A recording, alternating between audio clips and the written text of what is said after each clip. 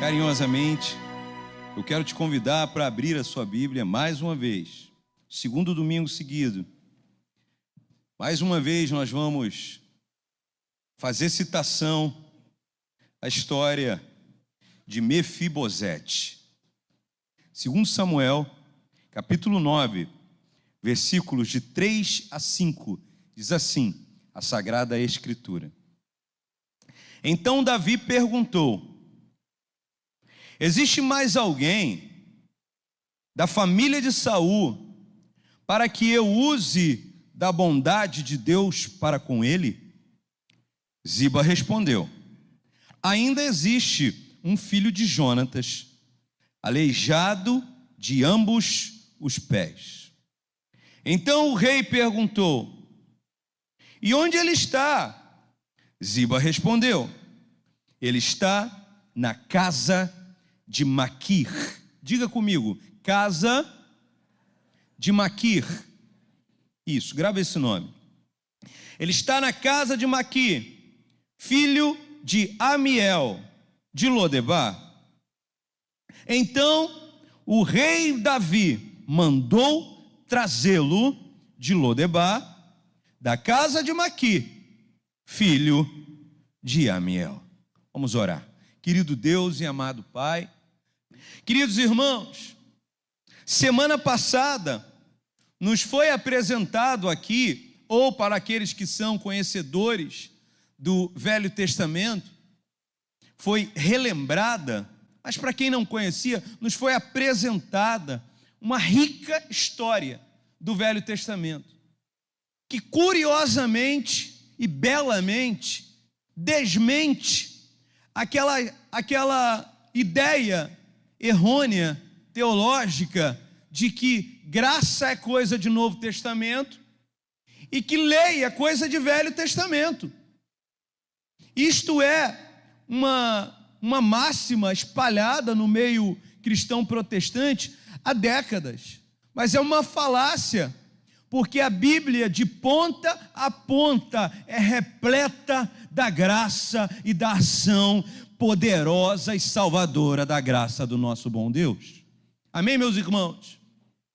O comentarista teológico que eu tenho profundo afeto, Hernandes Dias Lopes, ele fala, inclusive, ele faz uma citação comentando essa história, que esta é a mais eloquente demonstração da graça de Deus no Velho Testamento, a história de Mefibosete. Olha o que ele diz, a mais eloquente exposição da graça de Deus no Velho Testamento.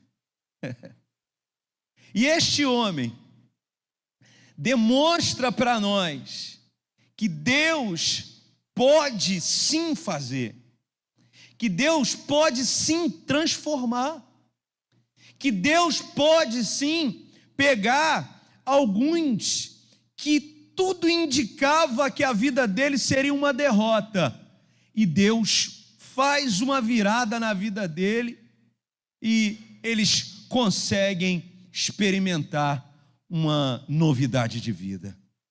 Essa é uma bela história. A Bíblia é repleta dessas histórias que, se fosse a nossa história sendo contada, alguém diria assim: não, tem tudo para dar errado, né? Tem até uma lei aí, a lei de Murphy, que se tem alguma chance de dar errado, vai dar errado. Não é isso? Não tem isso? Parece que até o minuto final da história de Mefibosete, a lei de Murphy ia se estabelecer na vida dele. Mas o autor dessa lei não conhece o poder salvador da graça bondosa do nosso Deus. E esse homem foi alvo dessa ação. Eu quero, irmãos, nesse início de palavra, mexer com o teu coração. Eu quero, no início dessa palavra, apelar para que você tente talvez lembrar os inícios de vida caóticos que alguns de nós fomos submetidos na vida. Porque é muito comum aqui na Baixada Fluminense, aqui nesse lugar esquecido, abandonado, nesse lugar onde a gente tem tantas carências. Essa semana, inclusive, passou uma senhora na porta do meu trabalho e estão quebrando o centro de queimados todo, né? Para melhorar, queira Deus, né? Tomara. Mas estão quebrando o centro de queimados todo. E foi engraçado o comentário da senhora, porque foi um comentário tão pessimista que me trouxe reflexão, uma reflexão muito boa, inclusive. Porque ela estava no ponto de ônibus, incomodada, porque o ponto de ônibus, ela estava pisando no barro, porque quebraram a calçada para fazer a nova calçada, e ela incomodada com aquilo. Aí eu falei, minha senhora, olha pelo lado positivo, olha lá do outro lado da rua, estão colocando umas pedrinhas tão bonitinhas, vai ficar tão legal, vai ficar bonito, olha pelo lado positivo. Brinquei com ela, falei com ela, ela falou, eu fico pensando quanto hospital não dava para fazer com cada pedrinha dessa. Aí eu refleti, porque ela tem razão em alguma coisa. Porque é tanta carência em tanta área, que mesmo que os governantes façam em metade das áreas, ainda vai ter carência, e ainda vai ter gente reclamando de tanta miséria que existe no lugar que a gente escolheu para chamar de nosso cantinho, nossa Queimados. Eu amo esse lugar, gente. O fato é que a gente cresceu cercado de morte, de desgraça, de fome, de necessidades, de carências. Então, essa história de Mefibosete, muito provavelmente, deve mexer mesmo com alguns de vocês. Mexeu comigo, me fez refletir muito. Inclusive eu procurei, mas não achei. Eu tenho uma foto muito especial da minha casa, que foi tirada pelo meu pai em 1979. Eu lembrei disso hoje de manhã, pastor Alvo, porque o senhor fez uma breve citação de que o senhor se rendeu a Cristo em 1979. No ano, olha que curiosidade quando a gente cruza datas das vidas. No ano que pastor Álvaro estava se rendendo a Cristo, que estava começando a história de salvação da família, Areias, a minha avó estava morrendo. E essa foto é uma foto que eu descobri agora, pouquinho tempo atrás, há uns 5 anos atrás, mexendo os escombros de um cômodo que eu estava destruindo para fazer uma outra área lá em casa. E aí eu me deparei com uma parede que tinha um móvel, o móvel foi arrastado, jogado fora, e quando eu cheguei diante daquela parede, tinha uma cruz pintada com a tinta velha, e eu fotografei a parede, que eu ia derrubar a parede, mas eu fotografei, eu documentei a parede. Porque quando a minha avó faleceu, eu tinha 1 ano e meio de idade, a dona Maria das Dores faleceu em 1979. O meu pai quase teve um surto, porque foi muito traumático a maneira que ela morreu, e ele pegou então uma tinta, pintou naquela parede, fez uma cruz e pintou a data daquele episódio. Estava lá, uma fotografia muito macabra, uma parede muito triste, uma memória muito triste, porque o meu pai sentiu um cheiro de gás e ela morava num cômodo no quintal de onde nós morávamos quando eu tinha cidade. E ela morava num cômodo eram 2 cômodos com um banheirinho, mas no mesmo quintal, e ele sentiu um cheiro de gás e correu até lá para ver o que era, né? Isso era um escapamento de gás. Bateu na porta, ela não atendeu, bateu na porta, ela não atendeu. E aí ele arrombou a porta e a minha avó estava morta, asfixiada no gás, nua, porque tinha com as roupas rasgadas, porque naquele desespero ela rasgou a roupa. História horrorosa. O fato é que todos nós temos algumas dessas histórias. Todos nós somos Mefibosete. Essa é a história do menino que nasce neto do rei e filho do guerreiro. E no dia que ele perde o vô e o pai mortos, a babá cai com ele do colo e ele ainda fica aleijado dos 2 pés. Aí parece que não dá para piorar a história. Piora, tiram ele do palácio e levam ele para o pior lugar que existia no mundo antigo, Lodebar. História de derrota, uma história horrorosa. Mas irmãos, não se enganem, as nossas histórias são repletas desses acontecimentos. Talvez eu esteja hoje aqui pregando para alguém que sente uma profunda carência de um pai ausente, de uma mãe ausente.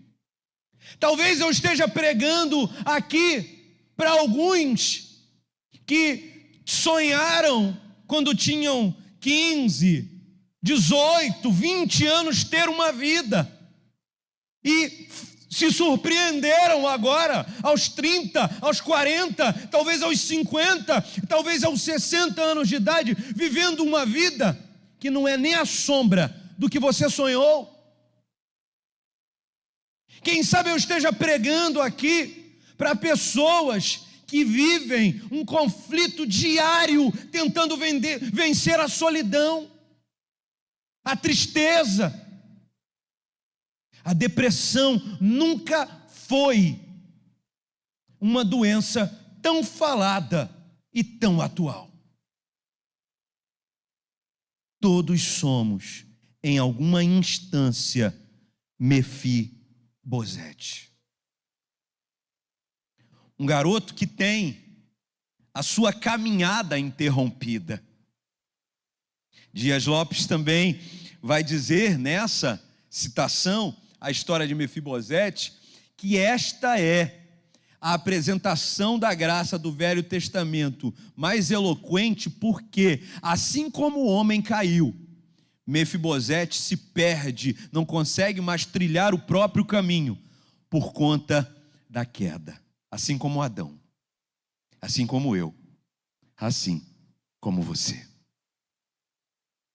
Quem sabe você nos visita na noite desse dia, e eu quero te convidar para, em primeiro lugar, admitir uma coisa. Nós precisamos ir para um lugar e viver o nosso propósito, mas antes, gente, de viver propósito, a gente precisa admitir que todo ser humano precisa de ajuda.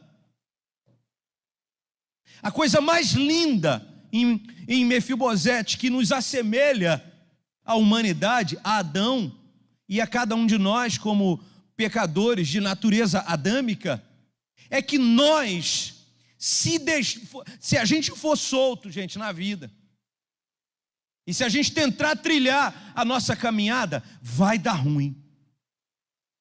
Pastor, mas eu sou inteligente, eu sou um grande homem, eu tenho canudos, eu tenho anéis, eu tenho estudos, eu tenho estratégias, eu tenho recurso, eu tenho herança. Com tudo isso, qualquer coisa dessa vida que a gente acumule, todas elas nos levarão para o inferno. Porque assim como Mefibosete, a nossa caminhada foi interrompida. Sozinhos não podemos. E a coisa que eu quero convidar você para admitir nessa noite comigo, e isso, se você chegar a essa conclusão, acredite, não é obra da minha fala, não é obra de eloquência minha, é obra do Espírito Santo de Deus, porque só o Espírito Santo de Deus convence o homem da sua natureza pecaminosa. E eu fui mais uma vez convencido lendo essa história. Eu sou Mefibosete, eu sozinho não posso construir um caminho que me leve até o autor e consumador da minha vida. Mas eu quero entender que este homem, Ele esteve num lugar de derrota, mas ele vai terminar num lugar para cumprir os seus propósitos. Mas existe um processo, existe uma caminhada. Pastor, mas você acabou de dizer que Mefibosete não pode construir caminho. É verdade, ele não pode construir caminho. É por isso que eu estou pregando na noite desse dia para você e apresentando um Deus todo-poderoso que pega a gente que não pode construir caminho e constrói um caminho para a gente. Pastor, mas tem um mar na minha frente. Ele abre o mar. Pastor, mas tem deserto na minha frente. Ele coloca nuvem de noite e ele coloca, em nome do Senhor Jesus Cristo, fogo para aquecer a nossa vida no frio do deserto. É Ele que constrói caminho.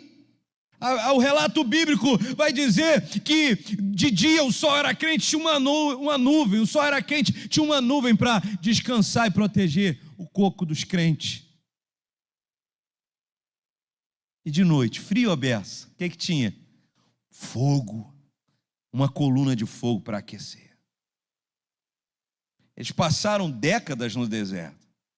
E o que tinha lá para eles? Roupa crescendo no corpo. Meu Deus.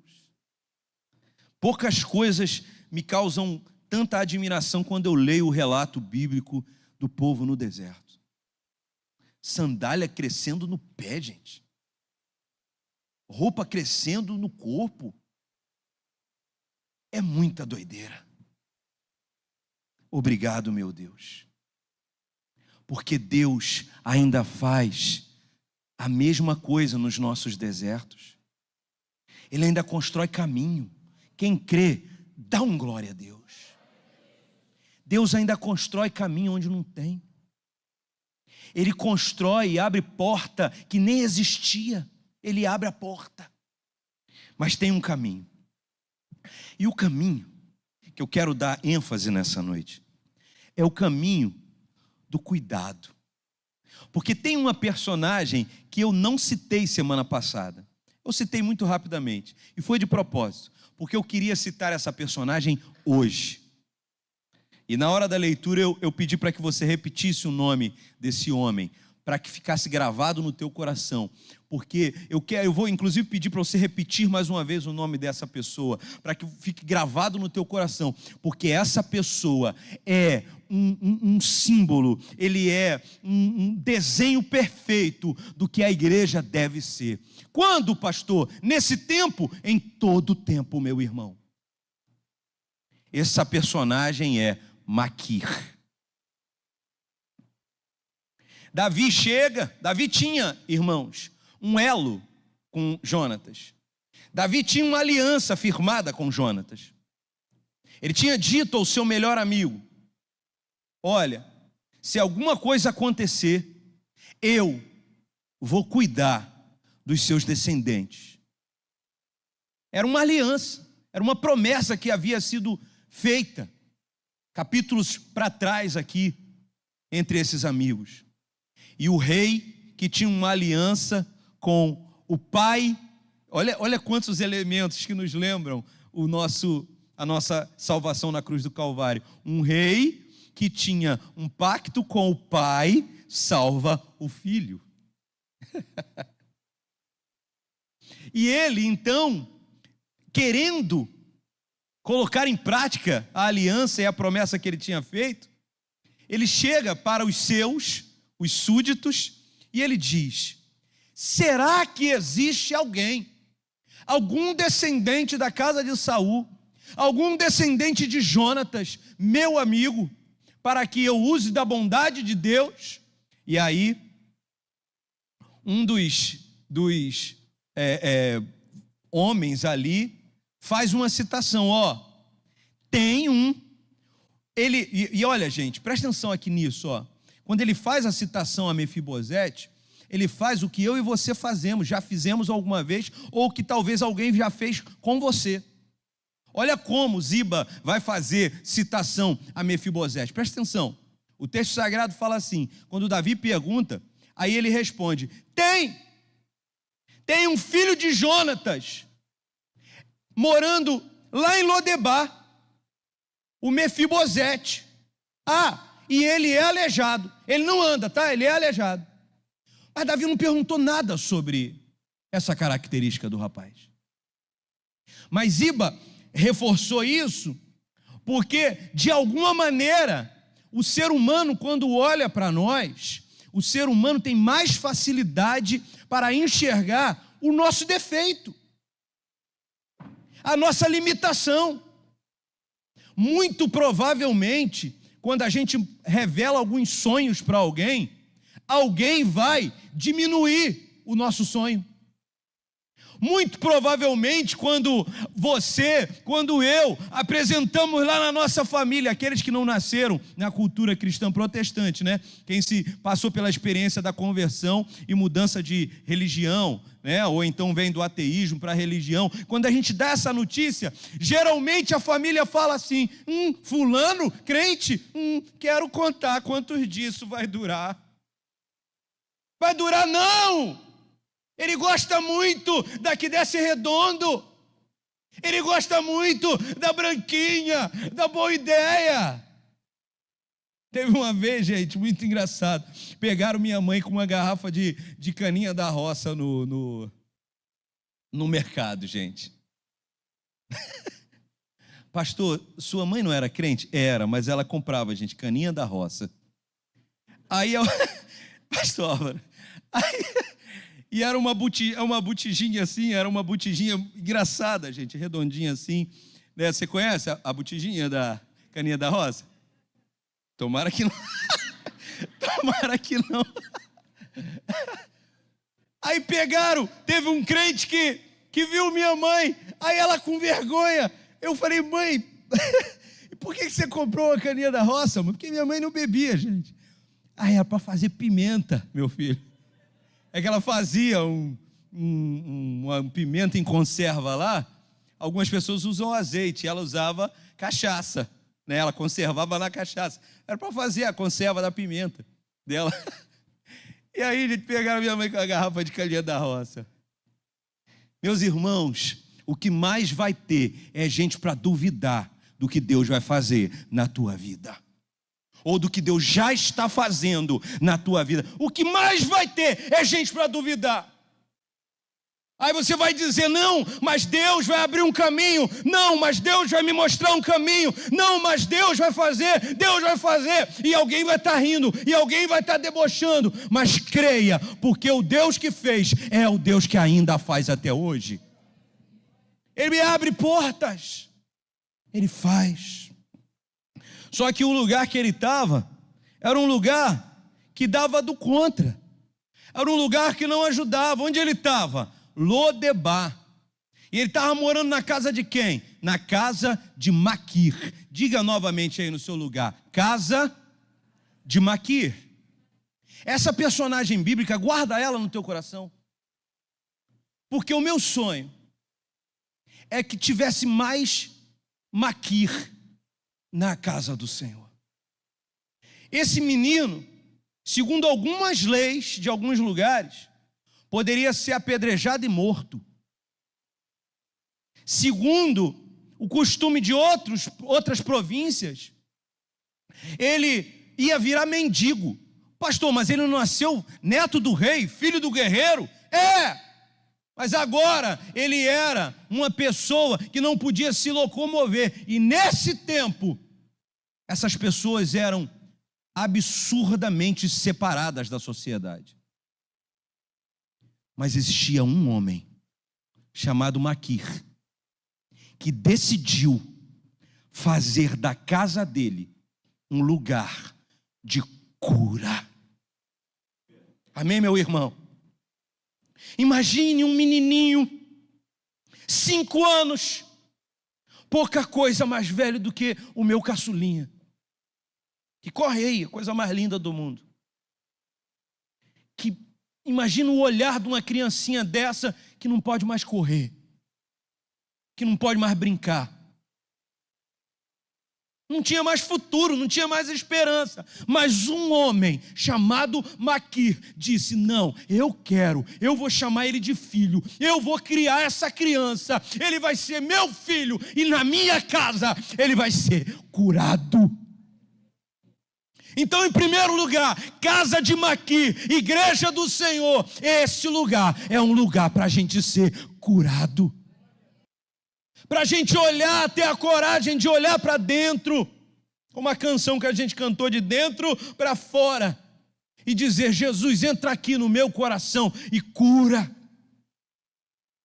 Cura de todas as maneiras, gente. Eu estou falando de cura do coração, da alma, da mente, mas é o Deus que também cura doenças, coisas físicas, limitações. Se você entrou na noite desse dia aqui com limitações de saúde, acredite, o Deus que cura ainda é o mesmo Deus. E casa de Maqui é lugar que cura. Amém, gente? Amém ou não, gente? Casa de Maqui é lugar que cura. Mas casa de Maqui também é lugar de crescimento. Diga glórias a Deus. Porque o texto sagrado vai dizer que esse rapaz, ele vai crescer lá na casa de Maqui. É o lugar onde ele vai ficar mais velho. Alguns exegetas do Velho Testamento vão fazer um apontamento de que ele viveu pelo menos 2 décadas na casa de Maqui. 20 anos. Isso quer dizer, Bruno, que fazendo uma matemática rápida aqui, se ele viveu 5 no palácio, ele viveu 20, é 4-1, e já tinha vivido 4 vezes mais em Lodebar. Ele cresceu naquele lugar. Ele viu a primeira infância se concluir, a adolescência, que a gente chama assim agora, não chamavam assim no passado, mas ele viu a juventude dele nascer. Maqui trabalhou cura no crescimento dele, a ponto de que ele, mesmo se sentindo diminuto, o texto vai mostrar que ele tinha problemas. É óbvio, é impossível alguém passar por isso e não guardar traumas e problemas, mas ainda assim ele conseguiu crescer naquele lugar e constituir casamento. O texto sagrado fala que agora, quando Davi vai chamá-lo para o palácio, ele já era pai, ele já tinha um filho. Ele cresceu naquele lugar. Então eu quero profetizar sobre a tua vida, em nome de Jesus, que para além da cura que Deus prepara e separa para você, este lugar, casa de Maqui, é lugar de crescer. É lugar de crescer, meu irmão. Quem disse que a gente tem que estagnar? Quem disse que a gente tem que parar? Quem disse que a gente tem que ser parado? Quem disse que a gente não pode crescer? Pastor, mas eu já fiz, eu já aconteci, eu já cantei, eu já participei disso, participei daquilo. Agora não, pastor, agora eu estou só vivendo igual a teologia do Zeca Pagodinho, deixa a vida me levar. Não, meu irmão, o Zeca está errado. Acredita no teu pastor, Zeca está errado. Deus abençoe o Zeca, mas ele está errado. Acredite, meu irmão, este lugar, casa de Maqui, é lugar para crescer. O texto sagrado fala que nem o próprio Deus, enquanto homem, admitiu passar por essa vida sem a experiência do crescimento.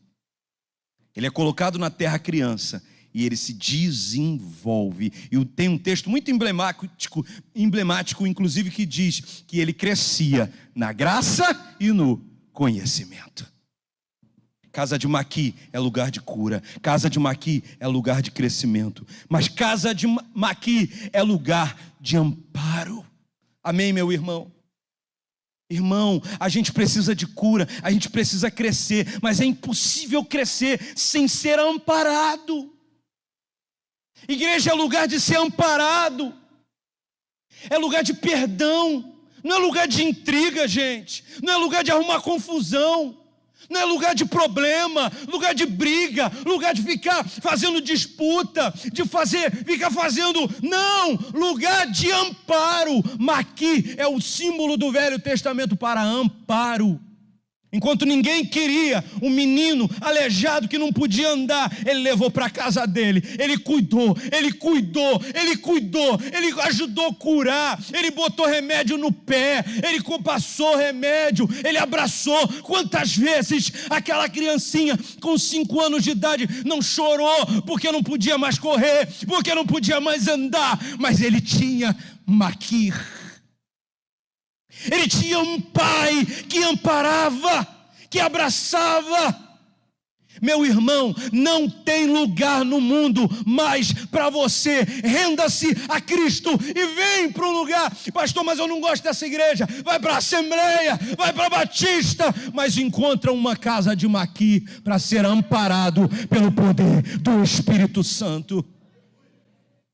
Casa de Maqui é lugar de cura, é lugar de crescimento, é lugar de amparo, mas é lugar de reconstruir. Como eu disse, ele nasceu para ser filho e neto de rei. Filho de guerreiro, neto de rei. A queda muda a trajetória de sua vida. E ele agora foi forçado pela vida a reconstruir uma nova história.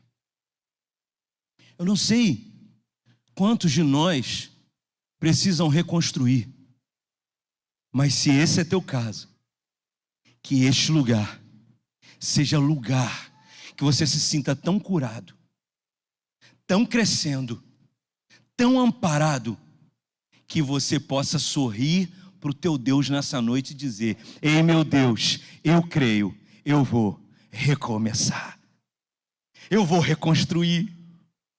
Em algum momento, a Bíblia não fala, pastor, mas em algum momento Mefibosete fez isso. Porque quando ele vai a Davi, eu repito, ele já era pai. Ele havia arrumado uma namorada. Imagina, Maria, como deve ter sido difícil no dia do namoro, ali todo tímido, sentado, ele não andava, tadinho, né? Aí, como é que ele... Aí a menina, qual o seu nome? A menina falou o nome, aí na hora do nome ele deu uma travada. Falou baixinho, né? Aí ela fala, não escutei, é Mefibosete mesmo, é Mefibosete, meu nome. Sei lá como foi, eu sei que ele namorou, ele casou, ele teve neném, e dá uma glória a Deus aí que eu adoro neném. Ele reconstruiu, gente. Gente, que realidade caótica, que história louca, mas ele decidiu e entendeu que casa de Maqui era lugar para reconstruir.